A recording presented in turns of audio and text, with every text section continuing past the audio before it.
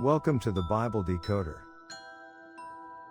In Genesis, chapter 2, section 9, "And out of the ground made the Lord God to grow every tree that is pleasant to the sight, and good for food, the tree of life also in the midst of the garden, and the tree of knowledge of good and evil." What is the tree of knowledge of good and evil? We need to understand what knowledge is. Our perception of this world is coming from our motor sensors such as vision, hearing, smell, taste, touch, and internal feelings. With these receptors, we can pick up the information around us. Our brains can form neural pathways which connect the neurons, and signals are able to be passed within our brains. Our knowledge is these interlinked neural pathways that are located in our heads. We need one basic element to acquire knowledge: consciousness. We categorize our consciousness into 4 levels. Level 1. What? This level of consciousness emerges when there are matters existing in our world. For example, you use a pen to write on a piece of paper. The pen and the paper are the what.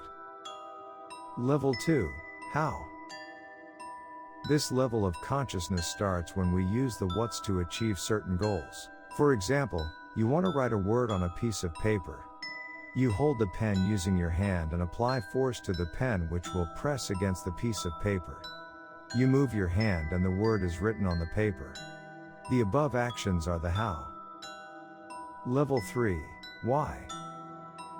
This level of consciousness appears when we dissect the hows to understand the related actions. For instance, you want to understand how you can write on a piece of paper.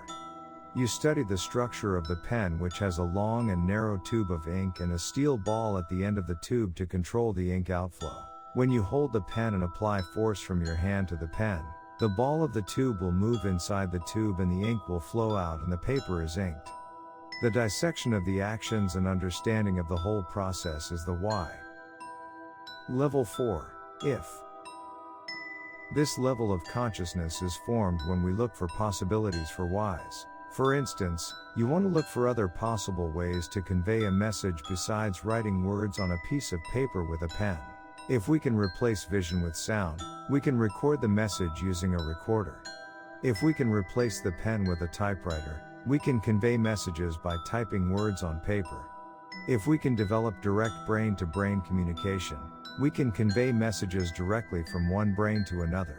The day when we ask if, we open all kinds of possibilities to model our world.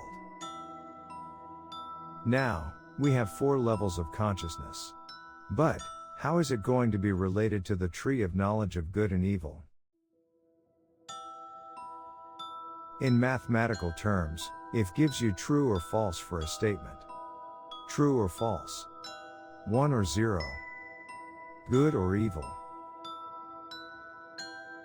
Right. Good or evil. When Adam and Eve ate the fruit from the tree of knowledge of good and evil, they became level 4 conscious. They started to ask questions: if it is good to have no clothes on? If it is evil to be naked? In our modern world, we always believe that asking if is crucial for the advancement of human beings. Asking if can open all kind of possibilities for our world. It should be a good thing, isn't it? Then, why God doesn't allow us to have this level of consciousness? I didn't understand it until I have my own boy. My 8-year-old boy is a risk taker who loves to explore the world around him. He always asks for options and other possibilities to his father's requests. As an open-minded father, I always let him choose, let him try, and let him make mistakes. I know making choices and accepting consequences is a way to grow. What if one day he needs to make a true or false choice? If he chooses it wrongly, he will be dead. In that case, will I let him choose? If our wisdom is not as great as God's, should we let God choose for us? Or should we choose it ourselves? Most of us choose ourselves since our ego is too big and don't see that our wisdom is just an 8-year-old kid within God's mighty. My friend, think again when you have to choose one day. Thank you for watching. Please like and subscribe to our channel for more videos about Bible decoding in the future.